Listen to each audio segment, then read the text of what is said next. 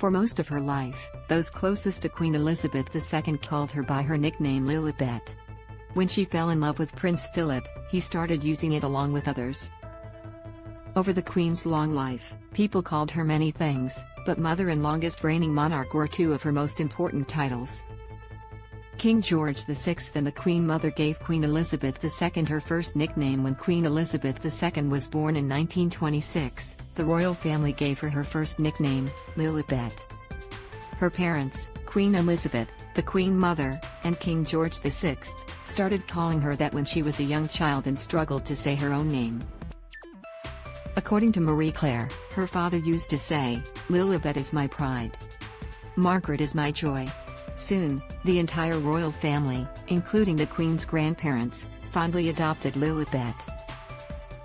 Meanwhile, the Queen's uncle, the Duke of Windsor, formerly King Edward VIII, and his wife Wallis Simpson called their niece Shirley Temple. Throughout her childhood, Lilibet stuck. She signed Lilibet on a thank you note addressed to her grandmother, Queen Mary. "Darling Granny, thank you very much for the lovely doll's house. I do love it, and I have unpacked the dining room and the hall." Love from Lilibet. 30 When Queen Elizabeth II began her relationship with Prince Philip, he also called her by her first nickname. Following the Duke of Edinburgh's death in 2021, the Queen wrote a handwritten note signed Lilibet on the envelope and placed it atop his coffin at his funeral. Prince Harry and Meghan, Duchess of Sussex, named their daughter Lilibet Diana in 2021. Queen Elizabeth II is the first monarch to have a funeral at Westminster Abbey since 1760. Prince Philip gave Queen Elizabeth II a hilarious nickname. Lilibet was one of her cutest, but Queen Elizabeth II also had a hilarious nickname. According to Marie Claire, Prince Philip called his wife Cabbage.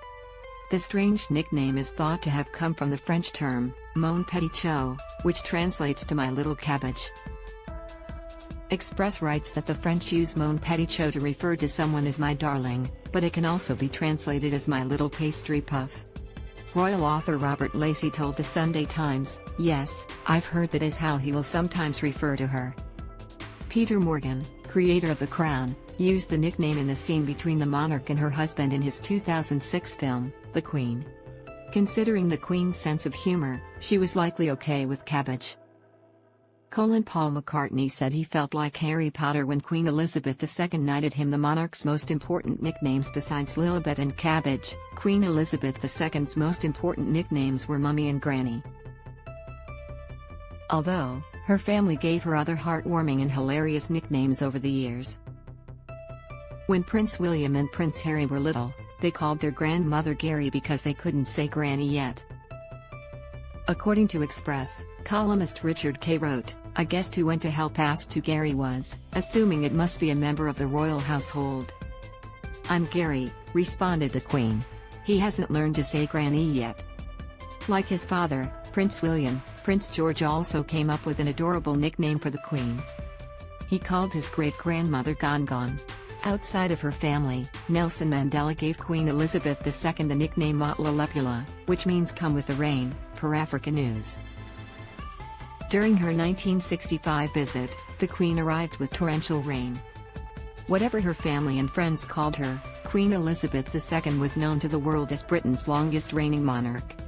Someone who was a constant inspiration in their lives, Prince Philip said the Beatles were good chaps who were a helpful influence.